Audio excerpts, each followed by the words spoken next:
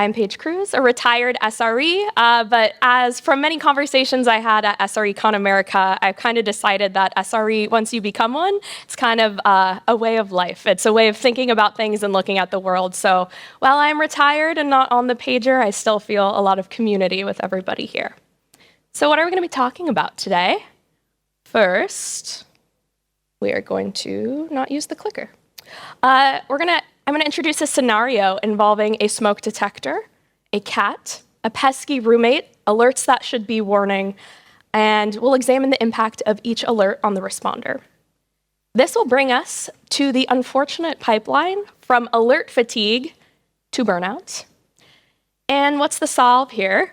A point-in-time alert audit and a culture of continuous monitoring. Not trying to bury the lead, that is how we can address this. And finally, we'll reimagine the original scenario, applying all of the lovely learnings that we talk about today. Oh, okay. So scenario 1. A smoke detector near your house starts firing. Beep, beep. Why? Is it A, the batteries are running low and you need to go swap them out? B, your roommate Benny has burned toast in the kitchen again? For the 3rd time this week, Benny is not a very good cook. Or C, I would tell you to look in the mirror, but you can't because you forgot to run the fan during a steamy shower and that steam has set off the detector in the bathroom. Or D, Beatrice, your beloved cat has knocked over a lit candle and the living room is ablaze. Take a minute, think about what your options are, and ultimately you'll probably come to the same conclusion I did, which is hard to say, right? It needs some more investigation. There's a reason that we don't just dispatch the firemen and firewomen when a smoke detector fires, because we just don't trust those signals entirely. You as the human observer need to go in, use your senses, eyes, ears, nose, I guess you could taste the smoke, to suss out if there's actually a threat of fire or if it's just a false alarm. And so this brings us to alert fatigue in practice. How bad is this problem? We'll look back at those false alarms we saw earlier and relate that to your on-call production alerts. So taking a look at what alert fatigue is defined as, it is when the frequency and/or severity of alerts over time causes responders to ignore important alerts or make mistakes. And over time, this fatigue can turn into burnout. So looking back at our situation, batteries ran low. This is a case where you have a warning that does need human attention and interaction, but it's not worth waking somebody up in the middle of the night. Warning should give you, as the human, enough time to log in the next business day and kind of take care of business. And if your battery running low or your warning alerts are going off at like 2%, like 98% disk utilization, change those thresholds. So this is not necessarily a false alert, it's a totally valid reason to signal folks, but it's the wrong level of urgency and it's the incorrect notification channel. And specifically for the traditional smoke detector, it uses the same beep for, hey, your batteries are low, as, oh my God, the house is on fire. Kind of different reactions that you would have to both of those. So let's look at Benny, our friend who burned the toast again. If this alarm had gone off 3 times in the same week, each case, your heart rate spikes a little bit less, your response time starts to get lower, you become desensitized to the very alert that's supposed to be important to you because you just think, it's Benny in the kitchen, not making toast correctly. And this desensitization over time can lead you to miss the really important signal of, oh my God, there's an actual fire. And shower steam. Unfortunately, some of the traditional detectors are really too sensitive. I did a little bit of research. They've got a beam of light, and anytime that beam of light is obscured, whether it is a dust particle, whether it is a legit smoke particle, or steam, it will trigger this alarm. So it's a little bit too sensitive and not tuned correctly. And sometimes when we're in this situation, we can do things like remove the batteries from the detector in the bathroom, which is a pretty risky move to make, but feels like it solves your immediate problem of getting fatigued. And finally, A scenario that actually matters, the alert that you should actually act is when Beatrice knocks over the candle. But at this point, you're pretty desensitized to the alerts because of the shower false alarms, because of Benny fatiguing you by making the toast every morning. And by the time you actually realize, oh no, there is an actual fire, you've wasted some valuable time that you could have had to mitigate and act. And another thing about these detectors is they've got a pretty static threshold for when they're gonna fire. And it's almost at the point where there's a certain amount of smoke in the air before it triggers. So you're not getting that time to react. You're kind of thrown right into, oh my God, there's already smoke in the air. So what does it look like in practice? How can we relate this back to what our production alerts are? Well, when we look at the warnings or the simmering fires, it's really important to set up an explicit and different destination for warnings versus your normal paging and high urgency alerts. Because the more warnings that get generated and clog up your alerts channel, the more difficult it is for responders to really get a temperature and figure out what's going on in the whole system. And the more warnings that you have to sift through, the more you get used to a normal level of noise. I don't know if you've ever been on a team and joining a new rotation and you look through the channel and think, oh my God, the system must be down, everything's going off, and your teammate says, those are just our normal alerts, don't worry about it. I do worry about that. Another issue that we run into are the false positives. Those are the alerts that don't really represent an actual issue for a human to diagnose. A few flavors of this are the too sensitive alert that will auto-resolve in 5 minutes. If you've ever been woken up by one of those, oh my gosh, the fire of 1,000 suns will rage within you by the time you get online, have your coffee, and realize the computers fixed themselves. In that case, extend your evaluation window. Another flavor of this type of alert is not an actual issue you can affect. As SREs, if you operate internal tools or services, or you've got that internal platform, you know that you could get some early indicators that downstream services are having issues, or maybe you run kind of the edge services for your company. Well, just because someone's downstream service is throwing 500s, why do I have to wake up? My service is doing just fine. So you want to think about paging the people who actually can fix the problem instead of everybody along the request path. And then lastly, I think this one's pretty comfortable within the SRE world, which is don't page on non-user facing issues. If a user is not going to be impacted, let's not wake people up about it. This relates to SRE because if you've got like a US only company and you're in charge of the CI/CD system, you should really only be on call for that during the business hours. People can totally manually page you if something goes wrong at like midnight, but it shouldn't be an expectation that you're 24/7 on call for a system that's only used during business hours. All right. And finally, the last factor in alert fatigue, regardless of severity level of alerts, is just getting way too many of them. How many of you have been in a rotation where the amount of alerts just felt ridiculously high? Yeah, I got a few people, me too. And I brought some data to show you from a former company. So apologies for the lo-fi. When you leave a company, all you've got are the screenshots, right? So what are we looking at here? This is an alert report I pulled from Pagerduty. Love Pagerduty. However, I have opinions about data analytics and what I want to query, so I took all of that raw data, shoved it into BigQuery, and then was able to do whatever I wanted. I do not like prescriptive analytics. So important things to call out here. Look at the ratio of low to high urgency alerts. That's kind of nuts, right? Like, just let's not worry about the numbers. Let's look at the ratio here. For 1 week, we had people overwhelmed by this low urgency warning. Who even knows? Because there's no way anybody was going to even be able to look at all of those.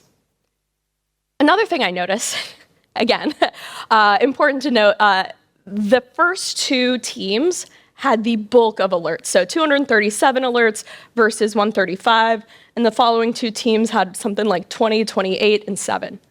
From that, I saw, okay, alert fatigue is a problem not for everybody, but these 2 specific teams are carrying the biggest burden. That's where I want to focus my efforts. And finally, what you see here is a breakdown of the ratio of alerts between our different environments. So we started with staging, we had meta, which was our pre-prod environment in the blue, and then public, which was production in purple. And I'm like, okay, it kind of makes sense that staging would have more alerts, right? It's the first integration environment. That's where we want to be catching these issues. I'm a little worried about what happened on Monday, but Meta is where I start to worry a little bit more because we should be catching these things as early as possible in staging. What is going on with Meta later on in the week? But the good news is the ratio of the blue to the purple, like, well, we seem to be catching problems in Meta before they make it to prod, so maybe it's okay. But again, the volume of alerts was so high, we don't even really know what was being missed. And when you operate a system like this for long enough, you're very susceptible to burnout, an occupational phenomenon recognized by the World Health Organization, and it is no joke. Burnout as an individual can drive you completely out of the industry, can wreck your physical and mental health, and ultimately hampers the organization that hired you and your awesome skills to do whatever it is your company does. Just how widespread is this problem of burnout in tech? Well, last July, Forbes cited a survey that said 58 responders in both security and developers say that they are currently experiencing burnout.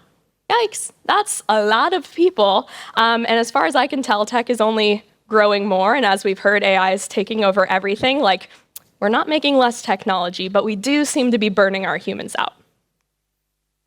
How do we get here? How do organizations end up in this state where you've got, what was it, like 90% warnings versus 10% alerts? From what I can tell in the field, alerting policies tend to be set it and forget it. The SRE team set that up a while ago. I don't want to touch it. They probably knew what they were doing. Services, when reorgs happen, get passed around like hot potatoes without having a proper service on-call handoff, walking through the dashboards, walking through what it's like to operate them. And microservices create lots of surface area for a sprawling set of alerts that could live in different tools, be configured differently. Some teams do alerts as code. Some people are going crazy in the UI. And left unattended, this alert fatigue just will only continue to worsen. There's no like, oh, I woke up one week and the alerts just fixed themselves. Good job. No, at the end of this road is burnout. And how does this relate to SREs? Well, burnout disproportionately affects the highest achieving and most motivated employees. That is us as SREs. You don't get into SRE because you think it's going to be a chill job, right? And we're uniquely conditioned for this because we're also often seen as the subject matter experts. We've got north-south, east-west view of the system. We know the infrastructure to the app layer, to the edge. The breadth and depth that we're expected to bring to the workplace can be overwhelming. And if you're on a tiny SRE team, that's a big burden. Anything that requires a specific type of knowledge like this that has to get done, where there's only a handful of people who've got that, creates project bottlenecks, makes it difficult for you to take vacation, and makes it very hard for you to disconnect from work at the end of the day. And I took a burnout index quiz from this company called Yerbo, and they classify burnout into the 4 ghosts. So we'll take a quick peek at those. Exhaustion is the first ghost to strike.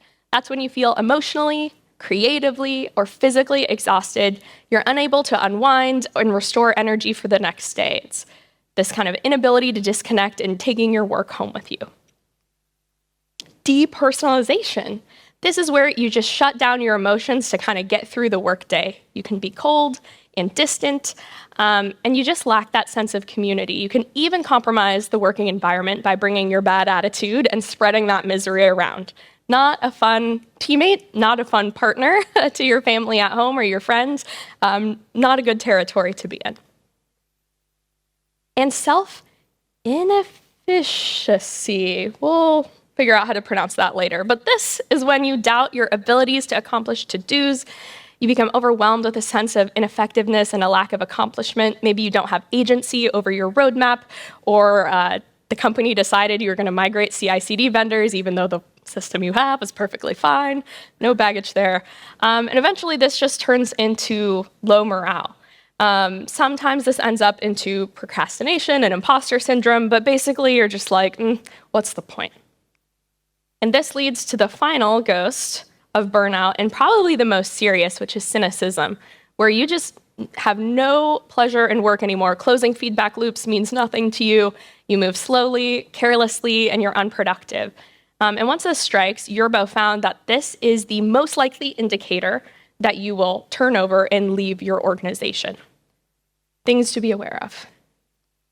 So we've talked about how bad alert fatigue is. We've talked about the ghosts of burnouts. What do we do about it? I'm here to give you some solutions. I can hear you now, but every vendor has AI ops and ML magic math that will solve all our problems. To which I will say, no. No, absolutely not. Here's the thing. The entire point of alerts is to wake the human up to solve a novel problem. If it's a problem that the computer could have solved, or just auto-scaled, or a simple script could do it, then get that going. There are good and relevant use cases for ML and AI alerts. I'm very interested in sort of the seasonality trends you can get if you train it over weeks, or if you've got predictable traffic patterns, they can be very, very good alerts. However, no AI algorithm is going to fix the culture of bad alert hygiene and malformed alerts. Why?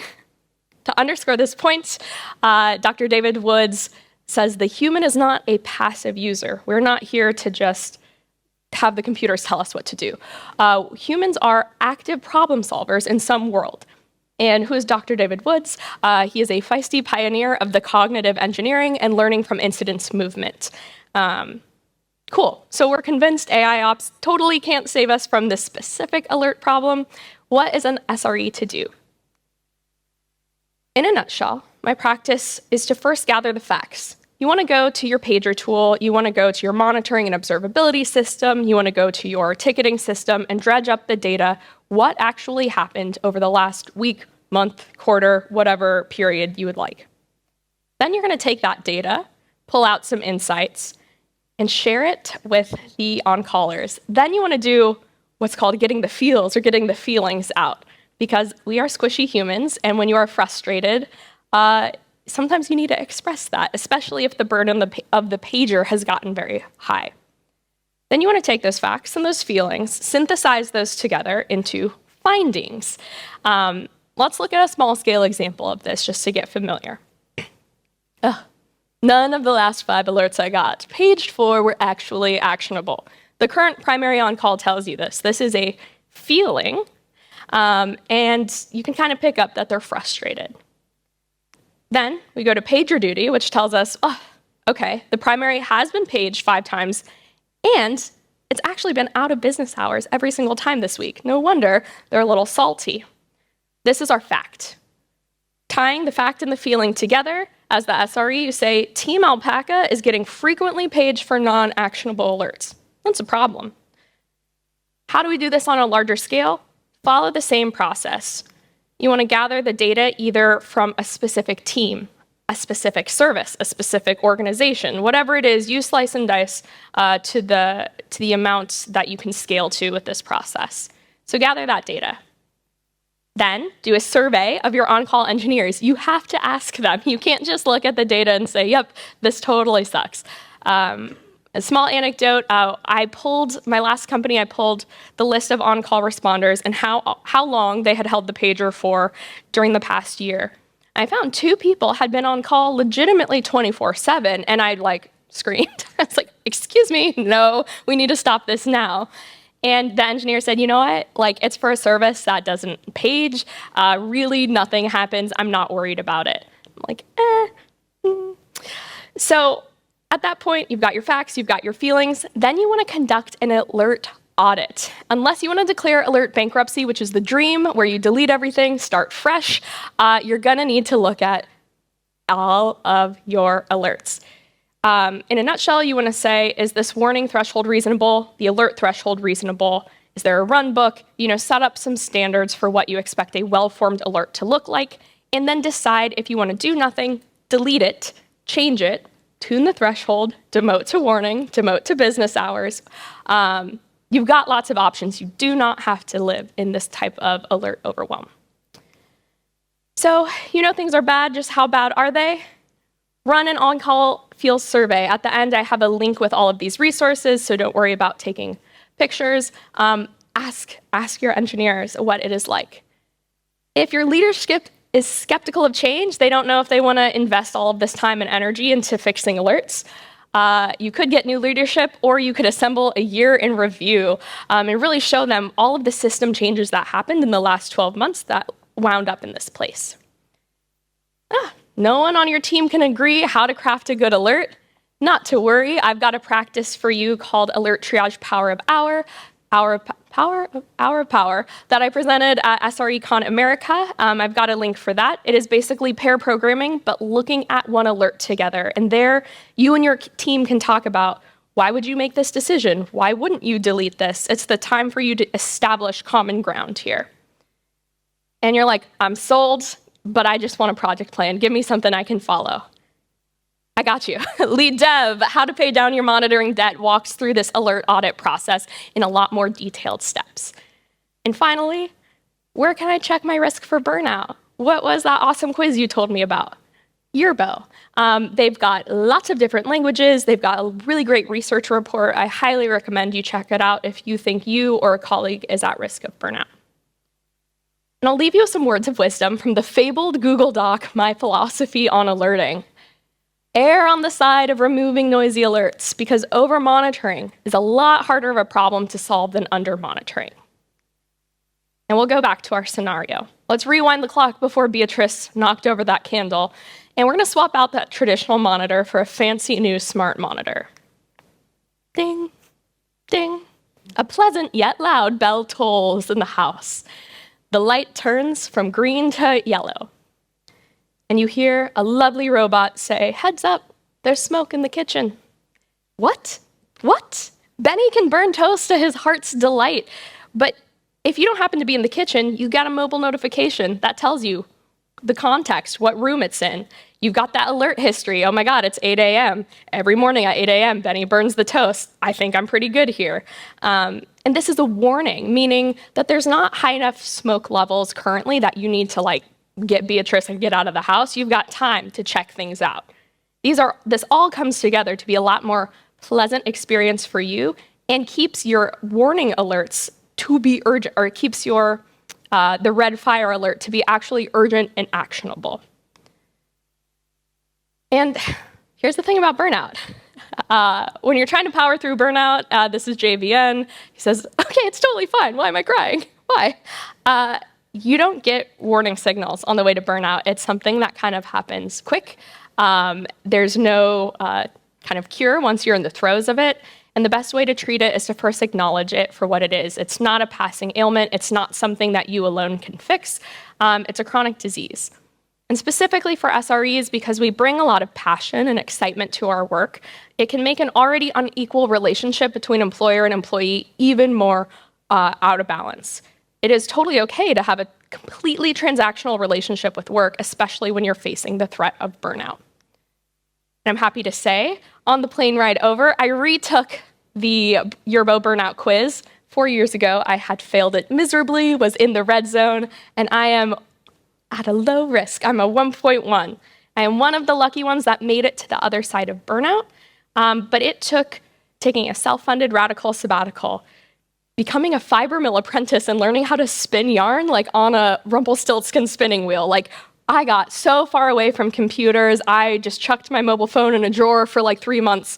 And I really had to completely change roles into something that fulfilled me and energized me and would allow me to keep the boundaries I set with work. Here's some photos of that. I do not have an alpaca picture for you, but I've got an Icelandic heritage sheep, Angora rabbits. Instead of a computer, I spent my time with this lovely 1920s carding machine. And this is how I solved my burnout, but that's not really scalable, and I would like to save you from that. So please, please, take my advice, pick out the parts that'll work for you, and catch me at these places coming up. I will share this slide deck. All of these are links to things that have either deeply informed my practice with alerts or are resources I've created for you. And if you're like, I just want to know how to craft an effective alert, come to Dave McAllister's talk tomorrow. Know your data, the stats behind alerts. I will see you there. And we've got about 5 minutes for questions.